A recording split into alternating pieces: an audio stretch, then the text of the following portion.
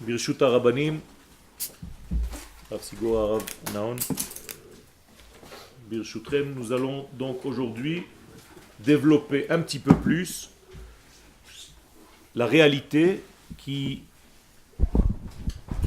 dit que le Ratson de l'infini béni soit-il ne passe que par le vecteur Israël. Israël hu hashvil. Israël est le chemin. En hébreu, shvil. Malheureusement, ce mot a été un petit peu dénaturé parce que lorsque vous dites en hébreu bishvil, alors vous dites en réalité pour. Alors qu'en réalité, c'est bashvil shel. Bishvil, par le chemin de, par le biais de. Donc, quand je dis par exemple Bishvil Israël, Bara Elohim et Hashamayim vet haaretz, puisque Rashi nous dit que Israël c'est Réchit, et il dit là-bas le mot Bishvil Israël shenikreu Réchit. Traduction en français, pour Israël qui est appelé Réchit. Non. Par le biais d'Israël qui est appelé Réchit, Bishvil, par le chemin de Bara Elohim et Hashamayim vet haaretz. Le ciel et la terre ont été créés. Ouh là là, ça change tout. Ça veut dire qu'en réalité, la création du ciel et de la terre ne sont possibles que parce qu'il y a notion Israël. L'accouplement ciel-terre, on va considérer maintenant que ciel égale côté masculin, puisque dans ce monde tout est deux, Zachar ou Nekeva bara otam, tout ce qui est dans la création, obligatoirement arrive masculin, féminin. C'est ça la grande lettre bête qui commence la Torah. Vous êtes avec moi? Donc, tout ce qui vient dans ce monde, c'est masculin, féminin. Donc, Shamayim va'aretz, ce sont les deux notions les plus grandes qui englobent masculin, féminin. Donc à chaque fois que vous entendez Shamaim, mettez-vous dans la tête que c'est masculin. Eretz, féminin. Qu'est-ce qu'il y a dans Shamaim? De l'eau. Sham, maim. Là-bas, il y a de l'eau. Qu'est-ce qu'il y a dans Eretz? Ratson, rotse. Donc, Eretz ne veut pas dire seulement la terre, mais veut dire le désir de recevoir. L'attraction. Shamaim veut dire partager, comme l'eau qui est donnée. D'accord? Alors, je reprends le texte et vous allez comprendre maintenant. Israël ou Ashvil? Israël est le Shvil, le chemin, le canal. Darko, par lequel Mitgaler Retson Hashem Baolam. La volonté, le Ratson d'Akadosh Baruch Hu, d'Hashem, circule, se dévoile dans notre monde, dans la création. Et je viens vous citer maintenant, Bishvi Israël shenikreu Rishit, pour Israël qui est appelé Rishit, B Rishit. Donc comment est-ce que Rashi a utilisé le mot B? Bishvil. B Rishit, Bishvil Rishit. Traduction, par le chemin de Rishit. Et qui c'est Rishit? Israël. Bara Elohim et Hashamayim vet haaretz. Le ciel et la terre ont été créés. Ken? Quand vous dites Shamaim ou Eretz, Shamaim c'est une notion de femme ou féminin? Je t'ai dit masculin. Masculin. Masculin ou c'est homme? Non, c'est masculin. Masculin, ça ne veut pas dire homme. Forcément, ça veut dire donner, partager. Ok? Le côté masculin, c'est pas seulement un homme. Même une femme peut avoir un côté masculin, c'est pas un homme. Quand elle donne la vie. À chaque fois que tu donnes dans ta vie, tu joues le rôle du masculin. À chaque fois que tu reçois, tu peux jouer le rôle du féminin. Un élève par rapport à son maître, eh bien, ce sont en réalité encore un couple. Le maître, c'est le côté masculin, parce qu'il donne le cours. L'élève, c'est le côté féminin, parce qu'il reçoit. D'ailleurs, on l'appelle Talmid. Et Talmid, ce sont les mêmes lettres que Meyaled, celui qui fait accoucher. Donc c'est le côté féminin. Quel? qui rend une femme donc féminine, c'est le fait d'accoucher, donc pourquoi c'est pas suffisant? Non, ce qui rend femme femme, c'est pas qu'elle accouche, c'est qu'elle est capable de recevoir. Avant d'accoucher, elle est obligée de recevoir, d'être un ustensile de réception. Si elle ne reçoit pas, elle n'est pas une vraie femme. C'est d'ailleurs pour ça que certaines femmes ont du mal à se marier, parce qu'elles sont trop masculines, elles ont un côté masculin trop développé par rapport à leur côté de réception. Elles sont plus dans le don que dans la réception. Donc qu'est-ce qu'il faut faire? Il faut les aider à ces femmes-là à devenir beaucoup plus réceptives. Ok? Est-ce que jusque-là c'est clair? Hayesod hameached. Donc maintenant j'utilise un terme issu de la Kabbalah. Ça s'appelle la sphère de Yesod. La sphère de Yesod, vous la connaissez, représente le membre par lequel la vie passe dans le corps humain. Je veux parler donc de la Brit Mila. On appelle ça dans le langage de la Kabbalah le Yesod. C'est-à-dire dans chaque élément, il y a un Yesod, traduction simple, fondement, mais en réalité c'est l'élément par lequel la vie va passer. Étant donné que le ciel et la terre s'unissent grâce à Israël, qui est cet élément, qui est ce membre? Eh bien Israël. Donc Israël représente quoi? Le Yesod qui fait le lien entre Akadosh Baruch Hu et le peuple d'Israël et le monde entier. Donc Dieu, entre guillemets, a un contact avec le monde par cet élément, par ce membre qui s'appelle Israël, qui lui représente ce Yesod-là. Vous avez compris? Qui dans la Torah représente cette séphira? Yosef. D'accord? Yosef Hatzadik. D'accord? Tzadik Yesod Olam, Yosef. C'est bizarre, comment s'appelle le peuple d'Israël?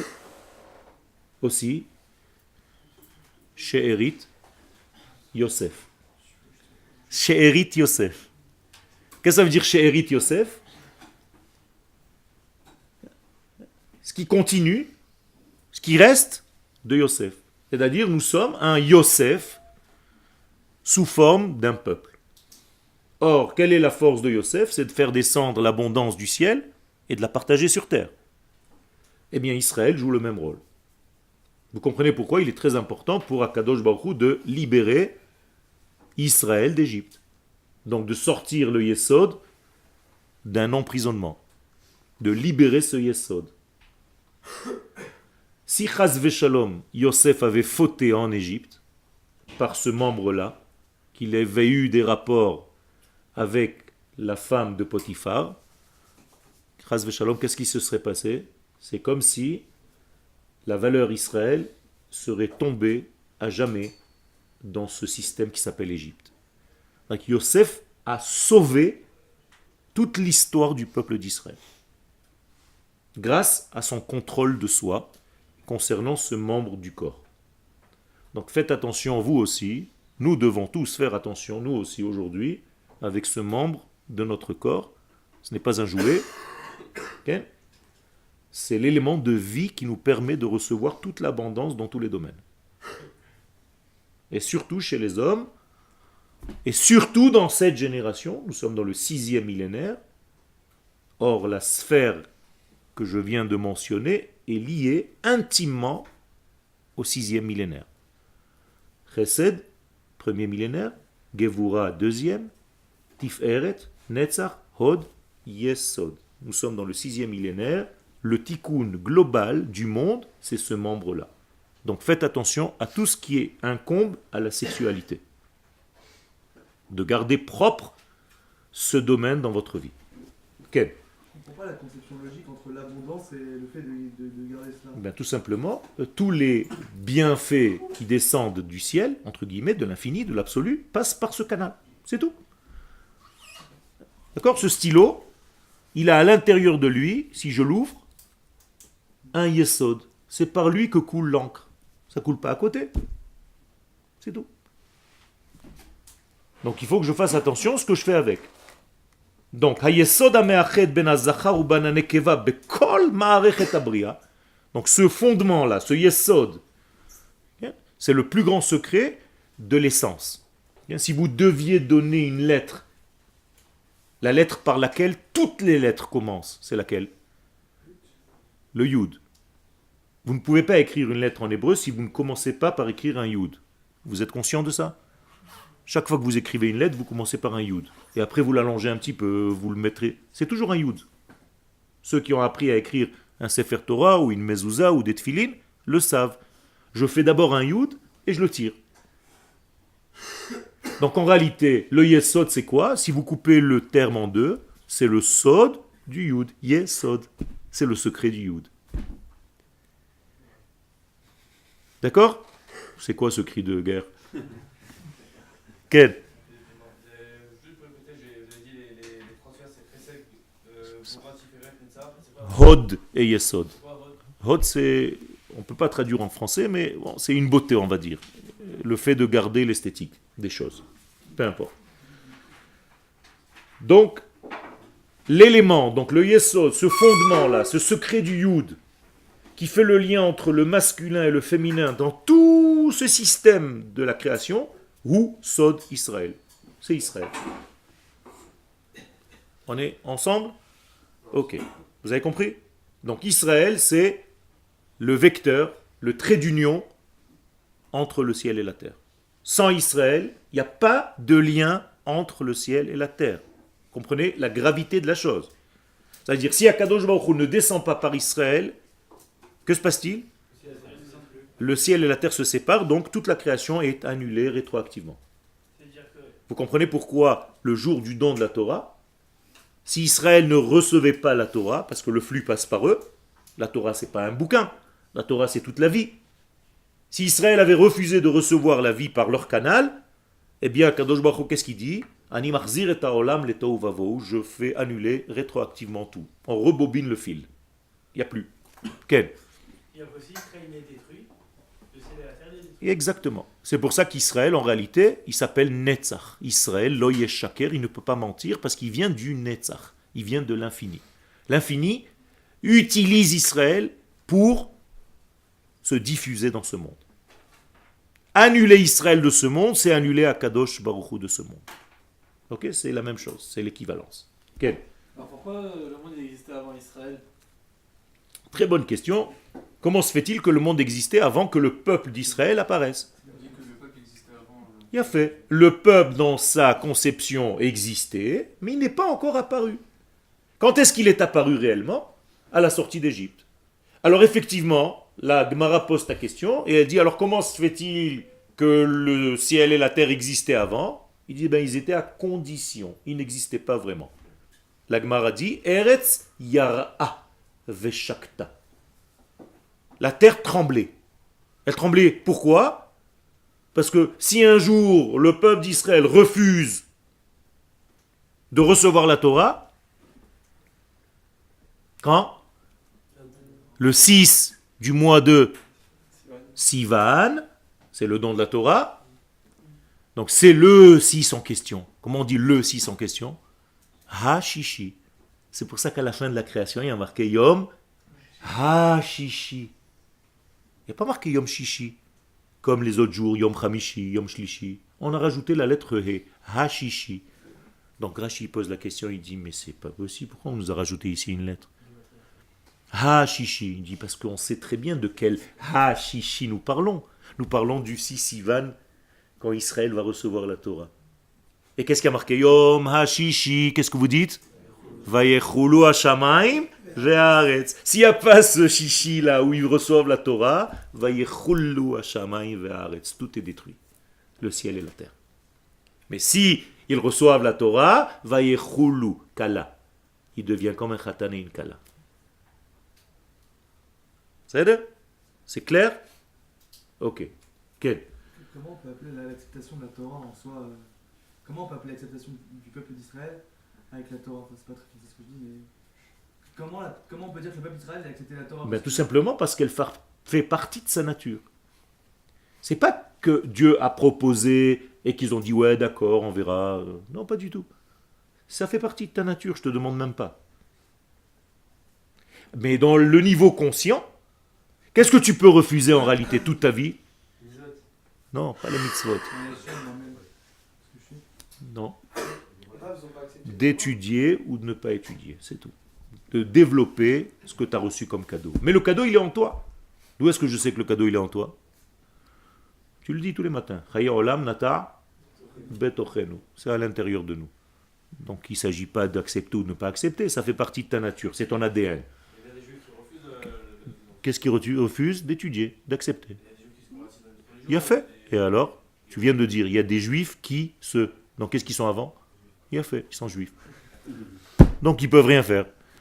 Il y a des bébés juifs à qui on ne fait pas la brit mila. Ils sont juifs? Ouais, ils n'ont pas fait la brit. Et alors? Il faut la faire. Ils sont juifs, ça ne change rien. Il peut faire ce qu'il veut. Jésus, il est mort juif? Oui. Il est jugé comme un juif? Oui.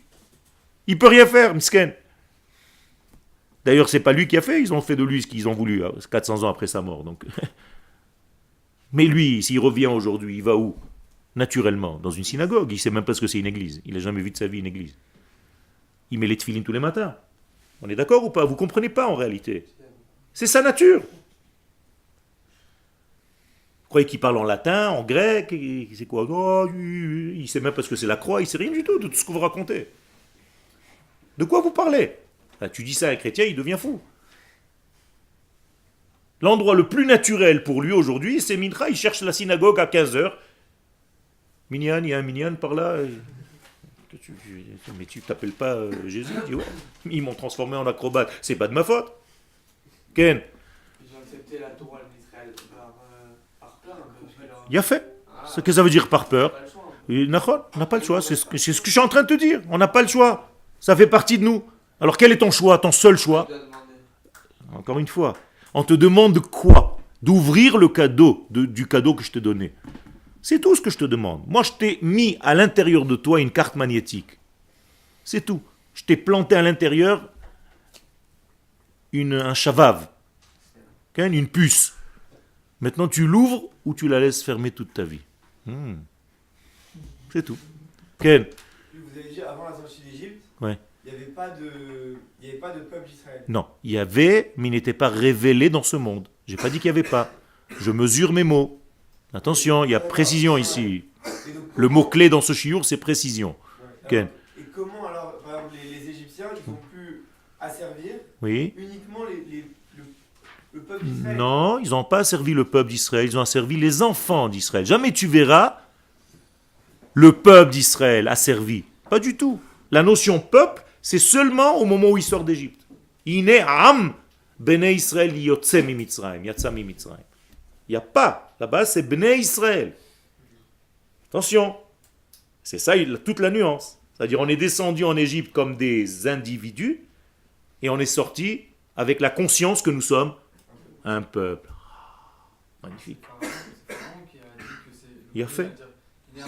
Il a fait, mais c'est le pharaon, ça veut dire que c'est encore pire. C'est-à-dire nous-mêmes, on n'est même pas capable de reconnaître ce que nous sommes. C'est un goy qui vient nous dire ce que nous sommes.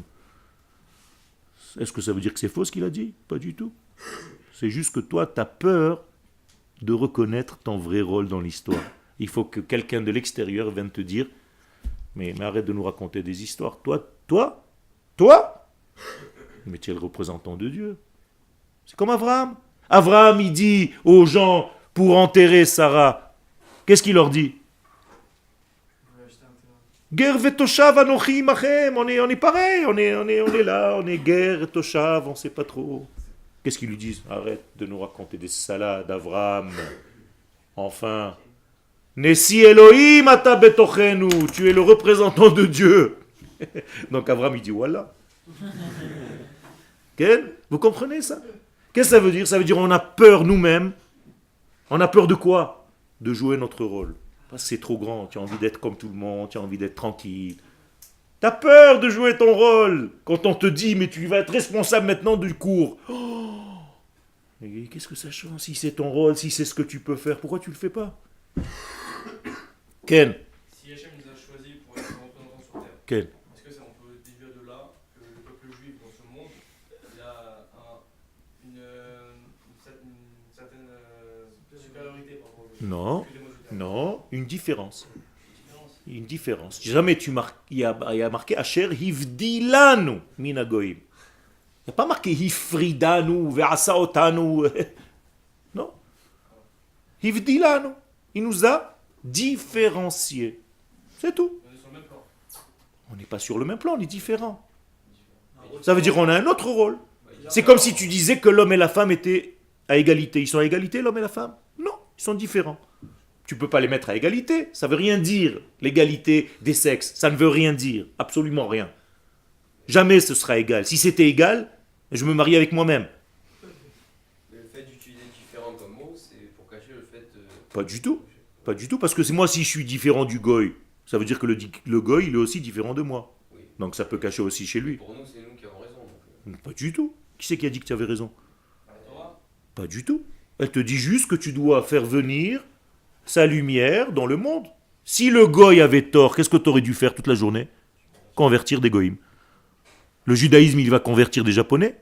Jamais. Pourquoi? Parce qu'on respecte la nature de chaque nation. Tu as déjà vu des juifs aller en Afrique et convertir tout le monde comme ils ont fait dans la chrétienté? Tu as déjà vu, comme dans l'islam, où on veut islamiser le monde? Ça n'existe pas chez nous. Pourquoi? Tout simplement parce qu'on respecte chaque nation avec la qualité que Dieu lui a donnée. D'ailleurs, à qui Dieu a donné la Torah? Non, à tout le monde. Toi, tu as la Torah que tu connais, sur la Torah d'Israël, et l'autre, il a sa Torah. Tu veux que je te dise mieux? Un chat, il a aussi une Torah. Il a la Torah du chat. C'est la Torah du chat. Tu as déjà vu un chat se caresser, se nettoyer, il se fait la mèche à droite, à gauche, la moustache? C'est sa Torah. C'est marqué où? Dans son ADN. C'est tout. La Torah, c'est pas un bouquin, je vous l'ai dit tout à l'heure. C'est ton ADN. Un goy, il a un autre ADN. Il a sa Torah. C'est tout. C'est comme ça que ça marche. Chochma bagoim, ta'amin. Quand un goy crée une Mercedes, c'est bon. Quand on fait une soucita, elle est mangée par des chameaux. Okay? On a une autre chose à faire, nous, okay? Dans ce monde. Moi, je ne perçois vraiment pas du tout de pensée ou de sentiment de supériorité. Hein. Tout à fait. C'est au contraire de la responsabilité. Exactement. C'est pas facile, c'est pour ça on n'a pas souvent réussi. Alors, il y a une responsabilité, mais il n'y a pas une supériorité. Jamais, jamais, au grand jamais, tu trouveras un juif qui vraiment connaît la Torah, qui va te dire qu'on est supérieur. On n'est pas supérieur, on est différent, avec un rôle à jouer. C'est tout. Et si vous l'avez entendu, non. faites attention. Par exemple, la dernière fois, on va partout, quand on a parlé sur ça, il a dit il y a des organes différents dans le corps, Ok, plus importants et moins importants. ok, Il a dit par exemple, imaginons qu'on ait le cœur, le juif, ok. je sais pas, il nous a dit comme ça, il n'a pas voulu exprimer le fait que. Ce qu'il te dit, c'est pris du Kuzari. Israël s'appelle Lev Sheba Amim, Lev Sheba Umot, le cœur des nations. Ça veut dire quoi? Je ne sais pas que j'ai pas besoin de mon petit doigt. Un homme sans petit doigt, il ne peut pas servir Dieu. Je vais plus loin. Tu sais qu'un Kohen qui a un défaut dans son corps ne peut pas rentrer au Beth Amikdash servir Dieu. Pourquoi? Parce que même le petit doigt compte. C'est très important. Il faut que l'homme soit entier. Kol atzmotai tomarna Hashem ichamocha. S'il manque un membre dans l'univers, ça va pas. D'ailleurs, quand Akadosh Baruch Hu il veut qu'on le reconnaisse, chez qui il s'adresse? À qui? À Israël? Pas du tout, à l'Égypte. Veyadou Mitzrayim ki ani Hashem. Je veux que l'Égypte connaisse que je suis Akadosh Baruch Hu. Je vais te dire mieux. Est-ce qu'Akadosh Baruch Hu il veut que ta neshama le reconnaisse? Non, il veut que ce soit ton corps qui le reconnaisse. Et tu le dis dans Alenu le Shaber à la fin de la prière, Yavo kol basar. La viande va venir se prosterner devant le maître du monde. Tu as déjà vu des morceaux de viande se prosterner? Ben oui, ça veut dire que la matière la plus grossière, c'est elle qui doit reconnaître la supériorité de l'infini, béni soit-il.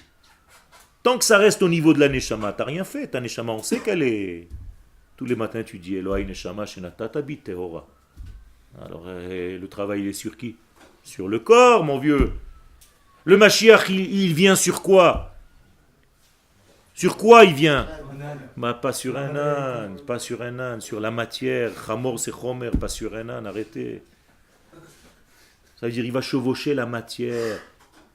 Ces traductions en français, c'est vraiment des trahisons graves. en 2020 ou 19, tu vois le Mashiach sur un âne, mais on le jette en prison, miskin. Ok. Ça veut dire qu'il va chevaucher la matière. Qu'est-ce que ça veut dire chevaucher la matière? Dominer la matière. Ça veut dire que la matière n'a plus de limite pour lui. Il peut lever ce verre. Mais comment tu changes l'attraction terrestre? Oui. Grave, j'ai l'impression que c'est trop idéaliste, on est beaucoup trop loin. Pardon?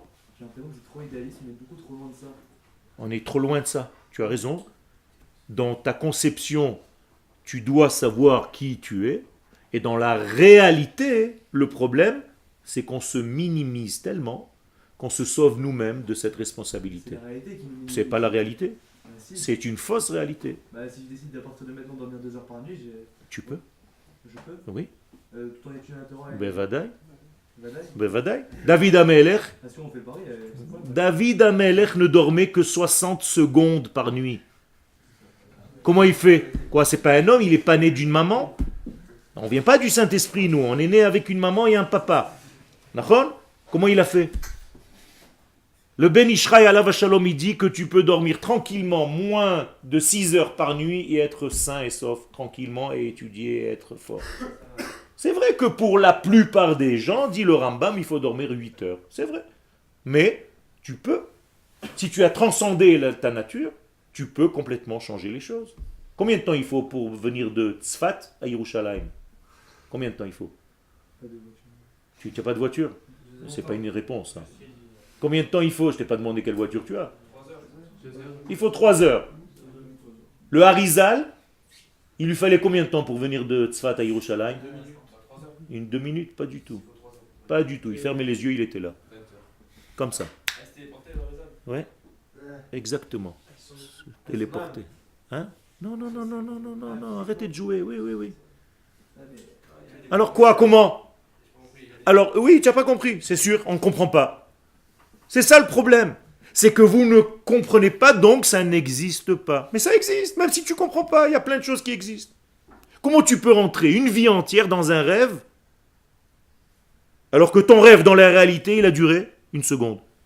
Explique-moi, tu peux m'expliquer? Ah. Et moi, je suis allé une fois dormir à l'hôpital.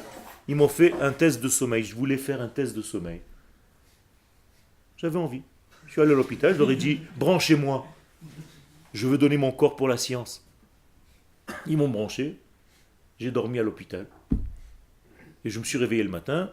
J'ai été voir le mec là-bas. Je lui ai dit, alors, montre-moi mon dessin de sommeil. Il m'a montré. Il m'a dit, voilà, là, tu as rêvé. J'ai dit, mais combien de temps ça a duré? Il m'a dit, rien. J'ai dit, mais si tu veux que tu racontes mon rêve, j'ai au moins pour 2 jours. Et comment ces 2 jours sont rentrés dans une fraction de seconde? Ah, tu comprends pas? Mais ça marche comme ça. Nous ne sommes pas dans la logique, Rabotaï. On est dans un monde supérieur. D'ailleurs, toute cette logique qui vous emprisonne, c'est la faute du premier homme. Qu'est-ce qu'il a mangé, le premier homme? L'arbre de la connaissance, alors qu'il était avant dans l'arbre de la vie. C'est autre chose. Ne tombez pas dans ce piège, Rabotaï. Je vous ai déjà dit à plusieurs reprises, Shlomo Amelech, il savait parler aux animaux. Tu as déjà vu un type parler à un chat? Mais tu l'enfermes tout de suite. Hein? Il y en a plein qui parlent à leur chien. Hein? Je te parle du langage des arbres, du langage des oiseaux, du langage des anges. Tu sais Bechlal qu'il y a des anges, tu sais parler, tu sais. Shlomo Amelech, Chochmat Tata. C'est du Zohar, tu crois pas à ces forces-là? Eh bien, tu n'as rien à faire dans le judaïsme. C'est dommage. Tu as reçu un Boeing, et qu'est-ce que tu fais? Tu tournes dans l'aéroport comme si tu avais un vélo. Mais ton Boeing, il est pour voler. Tu peux aller à 1000 km/h. Qu'est-ce que tu fais? Pire que ça. On te donne un Boeing et tu prends le truc et tu fais... Zarma, juste le bruit. Mais c'est ce qu'on fait dans notre vie. On est tellement peureux de nos forces qu'on se rabaisse, qu'on se rabaisse, qu'on se rabaisse, qu'on se rabaisse. Alors que tu es prophète dans ton potentiel et tu ne prophétises pas. Ça veut dire on a un muscle, depuis 2000 ans il est atrophié, on ne l'a même pas mis en marche. C'est terrible. Terrible. T'es prophète, tu savais que tu étais prophète? Dans ta nature? Oui, mais Non, non, ce oui, c'est pas un vrai oui parce que tu me dis mais après. Bah, Tu me fais comme ça. Je le sais, mais je l'accepte pas. Ah, Ouais, tu viens de dire la réponse. Tu n'acceptes pas ta qualité, ce que Akadosh Baruch Hu t'a mis en toi. Et moi, je te pose une autre question maintenant. Est-ce que tu peux ne pas accepter? Pas chaud. Ah, il a fait. Tu as le choix de quoi? De l'ignorer. C'est tout. Moi, je suis né artiste. Je suis né artiste. Je sais qu'Akadosh Baruch Hu m'a donné un don. Je suis artiste. Et qu'est-ce que j'aurais pu faire toute ma vie? Ne pas utiliser ça. Qu'est-ce que j'ai fait? Eh bien, je me suis enfermé pendant 50 ans dans un atelier pour développer le cadeau qu'Akadosh Baruch Hu m'a donné à ma naissance. C'est tout. Donc, qu'est-ce que j'ai fait? J'ai activé l'art qui a été implanté en moi. Mais c'est pareil. Vous avez eu une implantation de judaïsme, de Torah, et vous devez l'appliquer, la faire marcher. Si vous ne la faites pas marcher, si vous ne la mettez pas en mouvement, cette force, eh bien, elle va rester en sommeil. Mais vous êtes un juif qui n'a jamais ouvert son cadeau. C'est tout. Quel? Comment savoir c'est quoi notre don? Là, maintenant, tu commences à devenir intéressant. C'est ce qu'on est en train d'étudier. Je suis en train de vous dire, déjà, je vous ai jeté un paquet de dons que nous avons, mais qu'on a peur, on ne veut pas. Ok? On a déjà un don, c'est la prophétie, puisque nous avons été choisis comme peuple pour quoi faire? Pour dévoiler quoi? Israël. Non, pas Israël. La volonté de l'infini à travers nous, à travers la nation d'Israël. Tu penses que tu es capable d'entendre Dieu parler? Oui ou non? Ben oui, on l'a reçu. On a reçu la Torah. Tout le monde a écouté, tout le monde a entendu. Vous avez déjà vu une autre nation qui a inventé une histoire pareille où tout le monde a entendu la voix de Dieu? Qui est capable d'entendre Dieu? L'infini. On est quoi? On est dans la science-fiction? On est dans quoi? Dieu parle et il te donne en plus un bouquin. Il te donne en plus des valeurs. Il te dit comment vivre, comment attacher mes chaussures. Mais c'est quoi ce bon Dieu? Ben oui. Et qui est capable d'entendre? Seulement celui qui a été choisi pour entendre. Donc on ne peut pas inventer une histoire pareille. Le peuple d'Israël qui a vécu cette histoire, qui a entendu, Vekol ha'am roim et akolot. Eux, ils peuvent témoigner. J'ai vu. J'ai vu. Et pour ne pas qu'ils disent que c'est une embrouille, le patron, quand il vient se dévoiler, qu'est-ce qu'il leur dit? Allô, je suis le même qui vous ai fait sortir d'Égypte il y a 50 jours. Pourquoi il leur dit ça? Parce qu'à la sortie d'Égypte, et maintenant, il s'est passé 50 jours, peut-être c'est pas le même, peut-être qu'il y a un bon Dieu pour chaque chose. Il y a un bon Dieu pour faire sortir d'Égypte, il y a un bon Dieu pour ouvrir la mer, il y a un bon Dieu pour la Torah. Pas du tout, je suis le même. Un coup, je suis comme un capitaine de l'armée, je suis sorti, je vous ai fait sortir d'Égypte. Maintenant, je suis comme un Bachou Yeshiva, je vous donne la Torah. C'est le même. Mais qu'est-ce que tu dois être dans ta vie? Un Bachou Yeshiva, champion du monde dans l'armée d'Israël. Voilà ce que tu dois être. Les deux. Tu peux être les deux. Tu dois être les deux. Pilote de chasse et Talmid Racham. Ça va pas ensemble? Ça va ensemble. Tu as aimé ça, hein? Bien fait, mais si tu es venu que pour ça, Dayanou. Allez, c'est fini. On en va. Vous avez compris ça? On continue. Derech Yesod Abinyan over kol ha-shefa elyon. Ça, c'était pour ta question. À travers ce Yesod de l'édifice, over kol ha-shefa elyon, passe toute l'abondance supérieure. Les achiyot kol yesh. Et ça fait vivre toute l'existence. Tout ce qui est yesh dans ce monde. Pas en français, hein, en verlan. Hein. Ou les malais chesronot habria bemituk madmid. Et ça va remplir en réalité tous les manques de ce monde.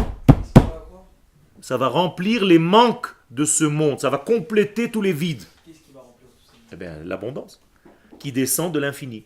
Qui peut remplir les manques? Qui? Que celui qui a tout. Qui a tout? L'absolu, béni soit-il. Et en plus de ça, ben mituk matmid. Qu'est-ce que c'est mituk matmid? Un adoucisseur, un adoucissement perpétuel. Ça veut dire qu'en réalité, quand Akadosh Baruch Hu descend dans ce monde, c'est comme quand vous recevez des bonbons à la synagogue, jetés par les femmes. Vous savez pourquoi on jette des bonbons à la synagogue? Quand on te balance des bonbons sur la tête, c'est quoi? Les femmes, tu as l'impression qu'elles se vengent sur les hommes. Paf, paf. Et plus le bonbon il est dur, mieux c'est. J'entends. Aïe. Qu'est-ce que c'est en réalité? Pourquoi les femmes elles jettent des bonbons? C'est une expression kabbalistique. C'est pour adoucir l'homme. Je lui jette de la douceur sur lui, pour que la douceur l'atteigne, pour que la douceur le touche. Vous avez compris ça? Vous avez pensé à ça un jour? Non. Toi, tu vois juste le bonbon, tu regardes la cache-route, c'est tout ce qui t'intéresse. Tu es tellement religieux, tu n'en as rien à faire, tu n'as rien compris en fait. Quel badatz, quel machin, quel... Ah, mais arrête un petit peu, tu n'as rien compris. On est en train de t'adoucir. Ces bonbons, ils viennent du ciel, tu ne sais pas d'où ça vient. C'est la Hazarat Nashim, mais chut, toi tu crois que ça vient du ciel.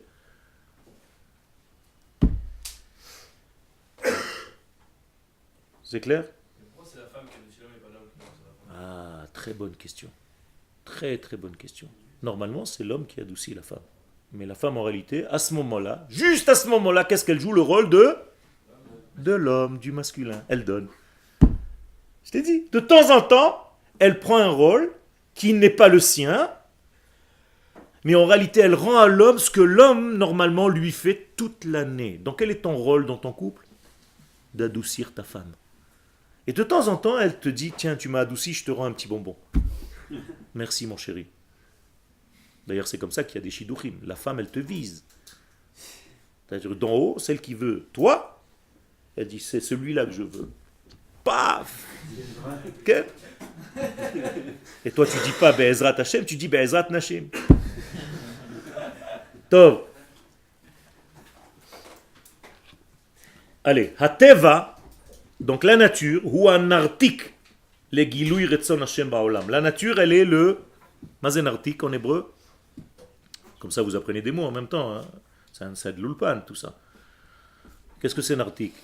Il y a un étui. Un étui, nartik. Donc, Hateva, la nature, c'est quoi? C'est l'étui. L'étui de qui? Du dévoilement d'Hachem. Ça veut dire qu'Akadosh Baruch Hu, il se dévoile dans un étui. Pourquoi il a besoin d'un étui pour se dévoiler?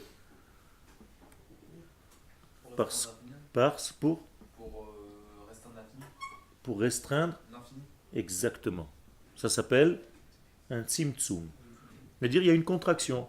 Étant donné qu'on ne peut pas recevoir la totalité de la lumière, Akadosh Baruch Hu, il a pris soin de nous. Il ne vient pas avec son grand flux de lumière, sinon il n'y a plus personne qui tient la route.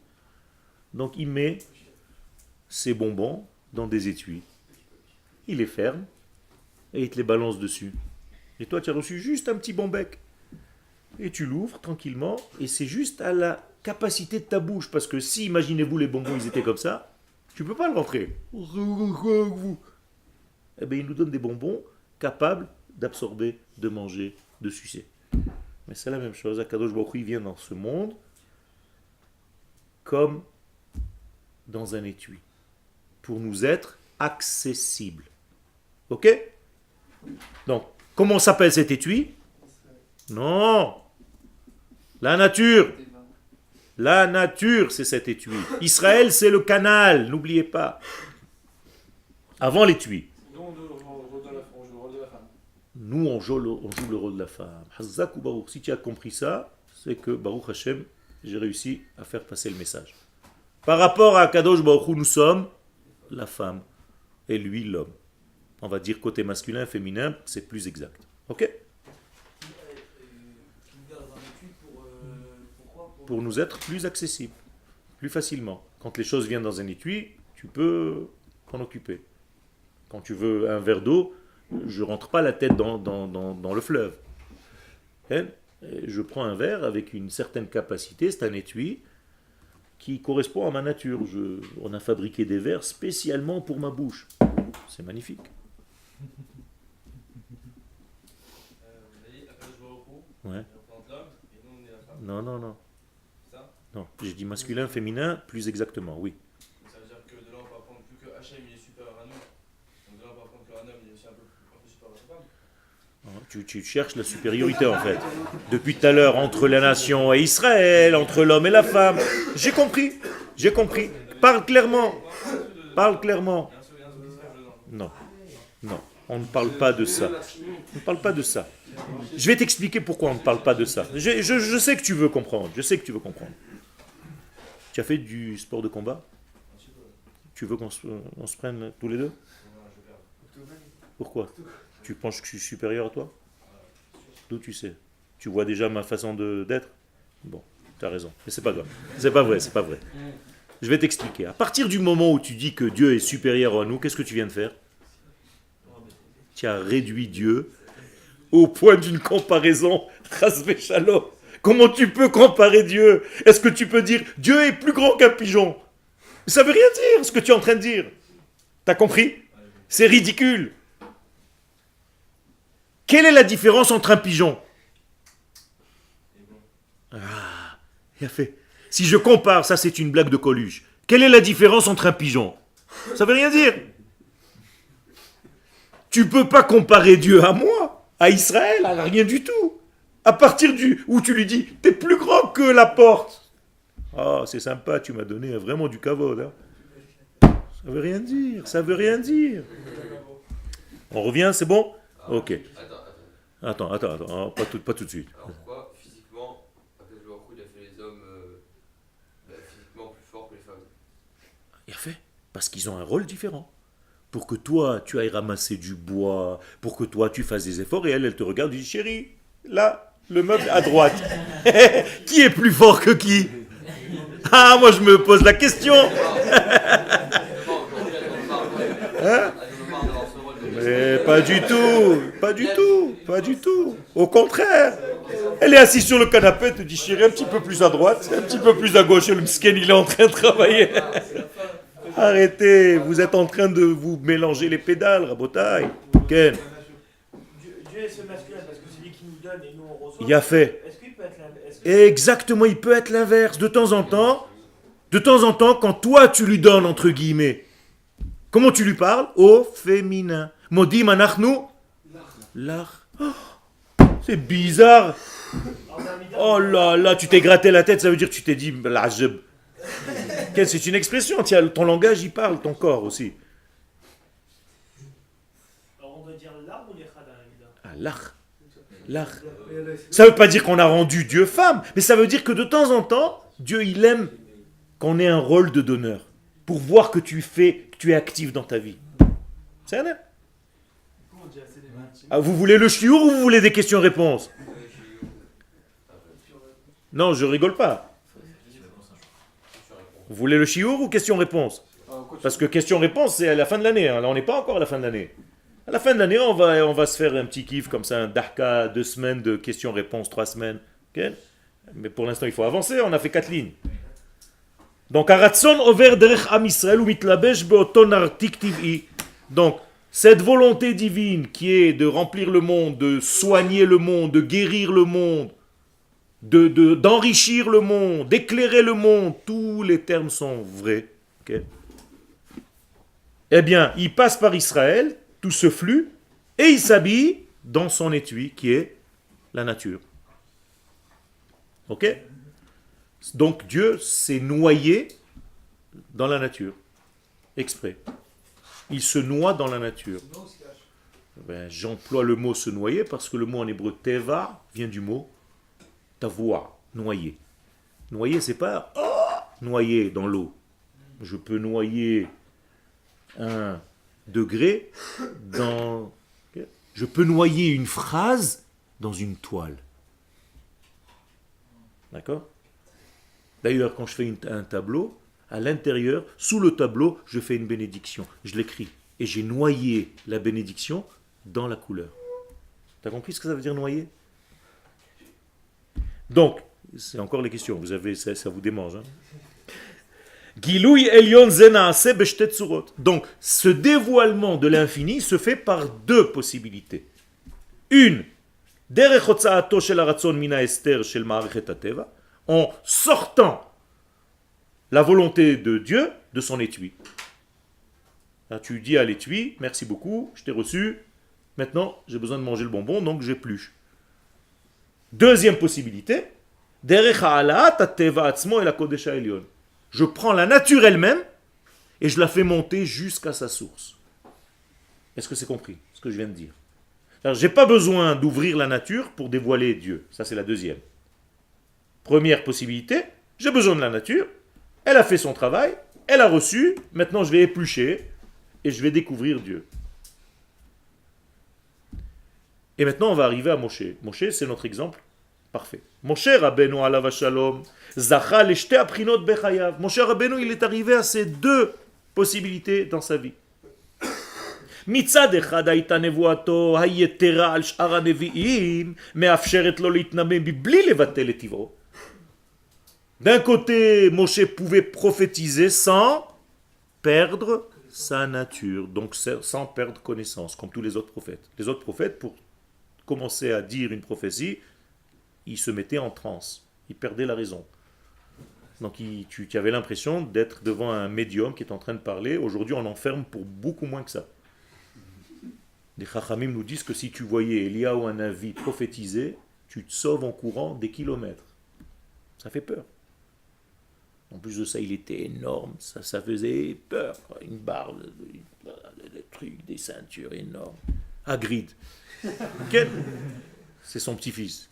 C'est rien à côté. Ça fait peur. Alors que Moshe Rabbeinu, quand il prophétise, il n'y a rien qui bouge. Normalement, il te parle normalement. Pourquoi? Parce qu'il est arrivé à ce que la nature qu'elle obéisse en réalité, et à travers la nature, sans bouger la nature, il est arrivé à concevoir l'infini. D'un autre côté, Meïdach, où il est arrivé à la fin de sa vie, à quoi faire? À arriver à un niveau encore plus supérieur que celui-ci. Klomar, shekivyachol yatsa min hanartik ativ'i, hashayach laolam hazeh, ve'afach be'atzmo liyesod hayichud hagamur shel Hashem echad u'shmo echad. Lui-même est devenu la prophétie. Est-ce que vous avez compris cette phrase? Lui-même est devenu la prophétie. Avant, il était prophète. Maintenant, il est devenu la prophétie elle-même. Ça veut dire que tout son être est devenu Akadosh Baruch Hu dans ce monde. À tel point qu'Akadosh Baruch Hu parlait pas avec lui, en lui, par lui. C'est énorme. Moshe הגיע למעלה שהייתה מאפשרת לשכינה לדבר מתוך גרונו ולא רק דרך פיו. Moshe, la Shrina, elle ne parlait pas par sa bouche, elle parlait par sa gorge. Sa bouche ne parlait pas. Sefer Dvarim Moshe be'atzmo amaro. À tel point que les Chachamim nous disent que le livre de Dvarim tout entier, Mishneh Torah, c'est Moshe qui l'a dit. Kevan she'az zachal it'alut haguf u'le'afichato lenevoa. Il a transformé son corps. Tu veux partager avec moi ce qui te fait rire? Non? C'est dommage. Si je me disais la même chose, je ne partage pas avec toi le cours. Qu'est-ce que tu dis? Tu serais déçu. Top. Alors, regarde-moi et arrête de regarder ton copain. C'est dommage, tu as perdu une phrase. On se voit une fois par semaine. Si tu pars 7 phrases, tu la perds. Quand tu auras 40, 50 ans, tu vas dire quel idiot j'étais. Pas parce que c'est le cours de Yoël. Parce qu'il y a tellement de choses à apprendre pendant l'année que vous êtes ici. Ne gaspillez pas une miette. Chaval al hazman. C'est un conseil. L'homme est devenu, Moshe, est devenu lui-même. Son corps est devenu prophète. C'est incroyable. Moshe hafach be'atzmo leguf hanevoa baspaklar yameira. Ça veut dire que quand tu voyais Moshe, tu n'avais même plus besoin qu'il parle. Il était lui-même la prophétie. C'est énorme. On voyait l'infini à travers un homme. Ça faisait peur. Les gens ne pouvaient plus. D'ailleurs, qu'est-ce qu'il faisait? Il mettait un masque. Vous savez que Moshe avait un masque. Vous savez ou pas? Non? C'est marqué dans le texte. C'est écrit. Parce que quand il parlait à Kadosh Baruch Hu, il fallait qu'il cache cette lumière. La lumière était tellement loyada Moshe qui karan or panav. Sa peau est devenue lumineuse comme l'infini. C'est terrible. On ne peut même pas imaginer ce que c'est Moshe. Vous croyez que c'était un bonhomme comme ça qui était avec nous, comme dans le film? J'en ai marre, il m'écoute pas, j'en peux plus. Aaron, Aaron, viens m'aider. Vous savez même pas, on sait même pas qui c'est ces êtres. C'est des êtres de lumière, c'est de la folie. L'okam Israël qui est mon chérod. Jamais on a eu un homme comme ça, et jamais il y aura, à part le Mashiach qui va être Moshe avec un surplus, encore une petite carte magnétique supérieure. Qu'est-ce que ça va être? Mais qu'est-ce que ça va être, les mecs? Préparez-vous, ça va faire peur. Hein. Quel? Juste deux petites questions. Vous avez dit que Moshe était Hachem lui-même dans ce monde? Le dévoilement d'Hachem dans ce monde. Quel? Le reflet d'Hachem dans ce monde. Quel? Et aussi, comment on peut dire qu'il y en a qui disent que Bilam, il était plus supérieur à Moshe? Non, je ne dis pas qu'il était supérieur. Il était Navi comme Moshe, mais du côté de la Klippa. Ça veut dire qu'il recevait aussi une prophétie supérieure, très forte, mais du côté négatif. Ça veut dire du côté des mesures. Elohim et pas Yud Kevavke. Hein, quand tu regardes qui parle à Bilham, c'est jamais le tétragramme. C'est toujours Elohim. Et c'est la nuit. Et si tu rentres un petit peu plus, dit le Zohar, qui faisait certaines choses avant pour recevoir cette prophétie. Il avait des rapports intimes avec son ânesse. Donc c'est pas de la Kedusha qui recevait tout ça. Ken. Je rentre pas dans tous les détails, ça veut dire que c'est à vomir. Bilham, c'est... Ken, je ne veux pas rentrer dans les détails, le Rav il a dit heureusement. Ken. Et vous prenez quoi comme sphère chez... Il a fait. Très très bonne question, mais ça c'est déjà de la Kabbalah. Moshe représente beaucoup de sphères. D'un côté on l'appelle Yesod de Abba, d'un autre côté on l'appelle Da'at, d'un autre côté on dit qu'il a atteint la Bina d'un certain degré, d'un autre côté on dit qu'il est Netzach, d'un autre côté on dit qu'il est Tiferet, et en plus on dit qu'il était Meler. Donc il est un petit peu tout. C'est un ensemble de tout? C'est un ensemble. C'est quelque chose de très difficile à mettre en détail, en pièces. D'accord? Donc en fait, il fait toute la coma tout entière. Donc Piv, on termine avec ça. Piv shel Moshe, que Piv shel Akadosh Baruch Hu, nous disent les Chachamim, que la bouche de Moshe est devenue la bouche de Dieu, qui viachol. Incroyable. PLP adaber bo.